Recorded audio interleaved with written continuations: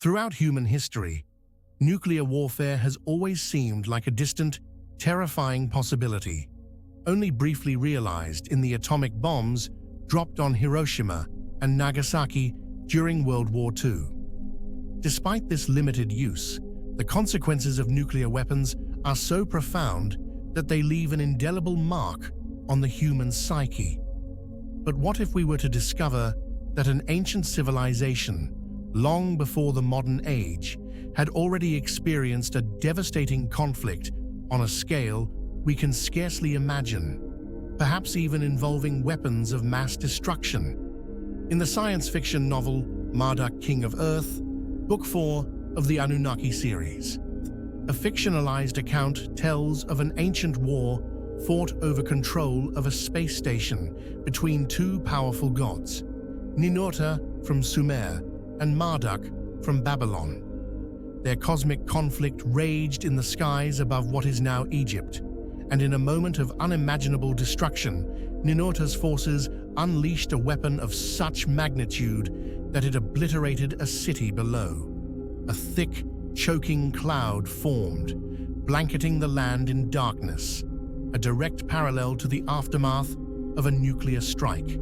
While this may sound like pure fiction, the narrative draws heavily from Sumerian texts and Egyptian mythology, suggesting that ancient civilizations may have been aware of catastrophic weapons far ahead of their time. In these stories, gods wielding unimaginable powers sometimes destroy cities with a single strike, evoking the devastation that only nuclear weapons could bring in modern history. The ruins of this forgotten war are said to be buried deep beneath the sands of the Sahara Desert, an area that has been home to many strange discoveries over the years. But how did the Sahara, today one of the harshest deserts on Earth, come to hide such a mysterious and catastrophic past? The Sahara stretches across 11 African nations, covering an area of 9.3 million square kilometers, nearly the size of the United States, and remains one of the most inhospitable places on Earth. Yet this vast desert was not always the arid wasteland we know today. In the 1930s, a Hungarian explorer named Laszlo Almasi, the real-life inspiration for the character in The English Patient, ventured into the Sahara, determined to uncover its ancient secrets. He came across an Egyptian manuscript from the 13th century, which described a verdant lake, Zerzula, hidden somewhere in the desert. The manuscript also told of black giants who guarded treasures at this location, protected by spells. Intrigued, Almasi flew over the Kufra region in southern Libya, a place devoid of water sources, and found a valley that seemed to match the manuscript's description. When he landed and explored, he stumbled upon a rock cave covered in strange murals depicting creatures like hippopotamuses, whales, and long-necked deer, all animals native to aquatic environments. What was truly astounding, however, was the depiction of human figures in the murals, floating and swimming in water. Given that the Sahara today is a parched desert, how could ancient peoples have painted such vivid representations of aquatic life? Almasi's discovery suggested that thousands of years ago, the Sahara was a lush, green paradise teeming with rivers and lakes, perhaps even a thriving civilization, before it was seemingly destroyed in an inexplicable cataclysm. In the following decades, new discoveries continued to emerge, fueling speculation about the Sahara's forgotten past. In the 1990s, archaeologists unearthed an ancient 8.4-meter-long boat in northern Nigeria, buried deep within the desert sands.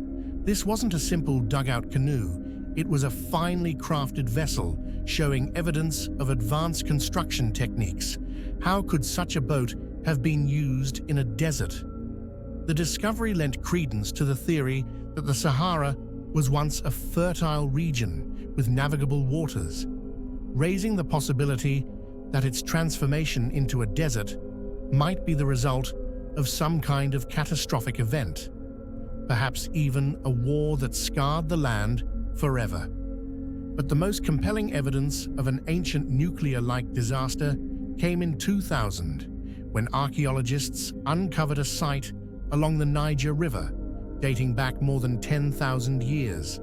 There they found bones of unusually tall individuals, some over 2 meters in height, reminiscent of the black giants described in Egyptian myths.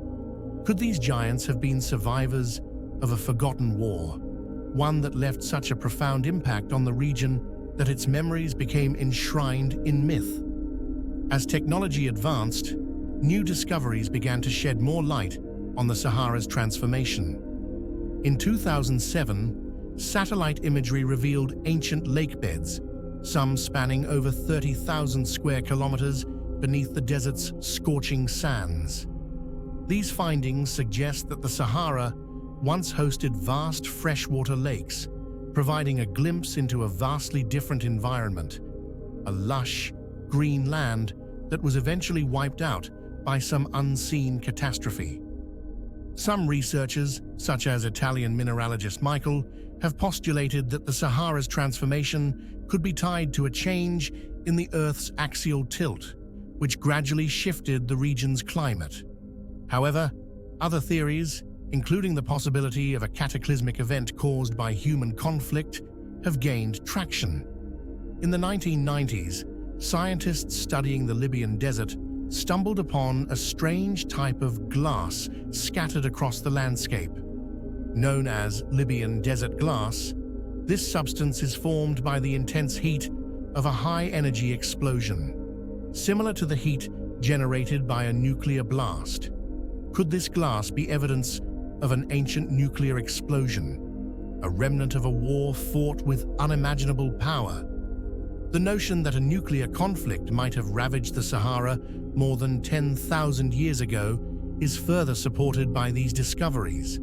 Perhaps a civilization, whether human or something else, once flourished in the Sahara only to be obliterated by weapons of mass destruction. The glass remnants and strange archaeological finds scattered across the desert may be the last vestiges of a lost world, buried beneath the sands of time. In the broader context of ancient mythology, the Sahara's mysterious past aligns with stories of great cosmic battles.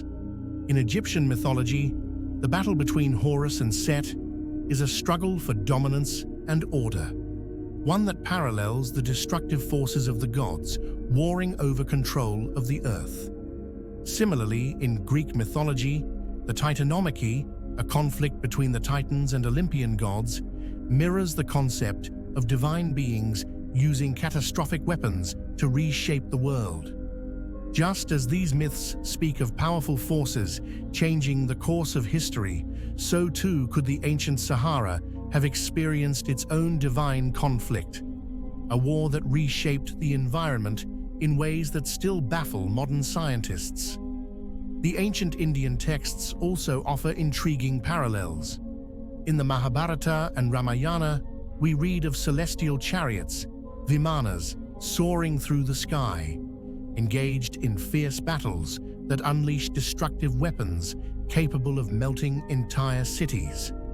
The Mahabharata in particular describes a war fought between two groups of cousins, the Pandavas and the Kauravas, with weapons that sounded eerily like nuclear weapons. One of the most famous passages describes the effects of the Brahmastra, a weapon so powerful that it melted the earth and caused the sky to darken as if the sun had been blotted out.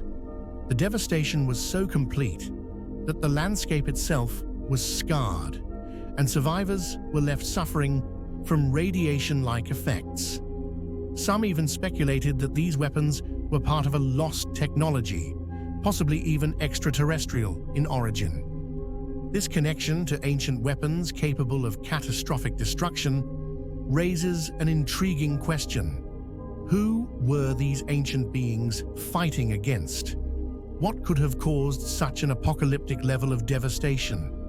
Was this a war between ancient civilizations Or could there have been an even greater force involved, perhaps alien races, as many modern spiritualists suggest?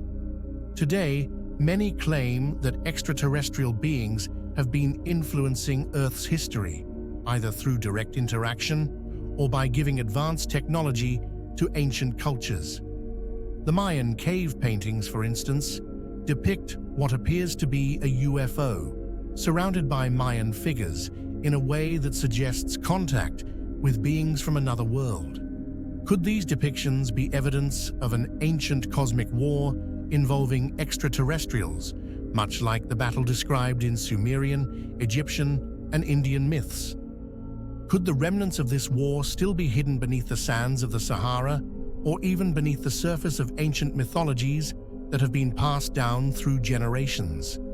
As we uncover more artifacts and technological advancements, such as the Libyan glass found in the Sahara and evidence of ancient nuclear-like events, questions about the true nature of these past catastrophes continue to mount. Perhaps just as in the past, the true story of the Sahara will continue to unfold, revealing more about the ancient civilizations that once called it home. The question of whether these were purely human conflicts or something far beyond our understanding remains a mystery. As we continue to explore the ancient past, the mysteries of the Sahara and other ancient battlegrounds may offer us more than just a glimpse into the lost civilizations that once thrived in these regions.